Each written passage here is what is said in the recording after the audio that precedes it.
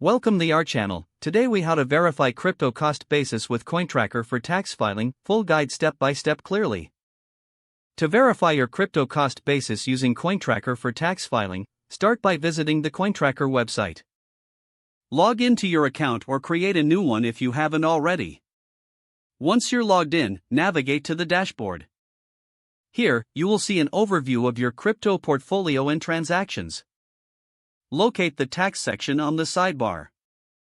Click on it to access the tax reporting features. In the tax section, you will find options to view your transactions, gains, and losses. Select transactions to review your individual crypto trades. CoinTracker will automatically pull in transaction data from connected exchanges. If you haven't linked your exchanges yet, click Add Exchange and follow the prompts to connect. After linking, return to the Transactions page to see the updated list of assets. To check your cost basis, locate the specific cryptocurrency you wish to verify. Select the transaction for that cryptocurrency to view more details.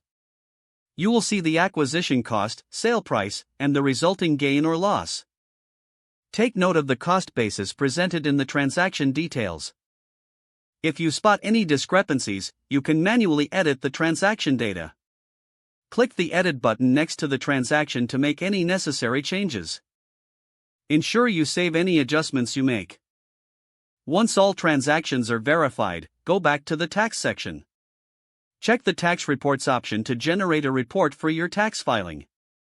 Select the appropriate tax year for the report. CoinTracker will calculate your total gains and losses based on your verified transactions. You can download the report in various formats for your records. Review the report to confirm that everything is accurate before filing. If you find everything in order, you're ready to file your taxes with confidence. This process will ensure that your crypto cost basis is accurately reported for tax purposes. If the page does not load, refresh the browser or try again in a private or incognito window. Make sure you are using the correct email address, then retype it carefully to avoid small typos. Don't forget to like this video and subscribe to our channel for more step-by-step tech guides.